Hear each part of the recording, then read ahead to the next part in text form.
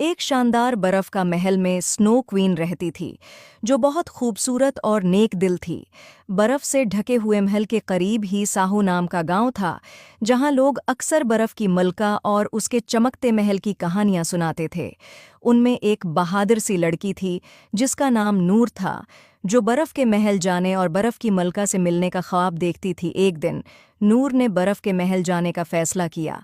उसने अपने सबसे गर्म कपड़े पहने और दौड़ दूर तक चमकते महल की तरफ रवाना हो गई। सफ़र तवील और ख़तरनाक था, लेकिन नूर का अज़्म कभी कम न हुआ। जब नूर महल के करीब पहुंची तो उसने देखा उसकी खूबसूरत दीवारें चमकते हुए बर्फ से बनी थीं और बर्फ के टुकड़े हीरों की तरह चमक रहे थे। वो बड़े दरवाजे के करीब पहुंची। नूर ने दरवाजे को छुआ तो एक परी नमोदार हुई। कौन हो तुम और यहाँ क्यों आई हो?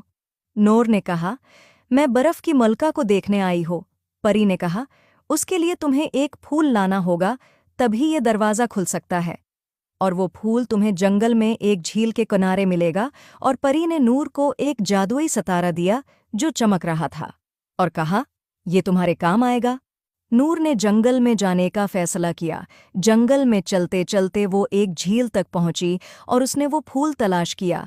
नूर ने फूल को देखा और उतारने की कोशिश की तो बहुत से मगरमच्छ ने हमला कर दिया। नूर देखकर डर गई, मगर फिर उसने बहादुरी से उनका मुकाबला किया और फूल हासिल कर लिया। नूर फूल लेकर महल गई, दरवाज़ा खुद ब खुद खुल गया। महल के अंदर हर चीज़ बर्फ से बनी थी, फर्नीचर से लेकर नाजुक फानूस तक।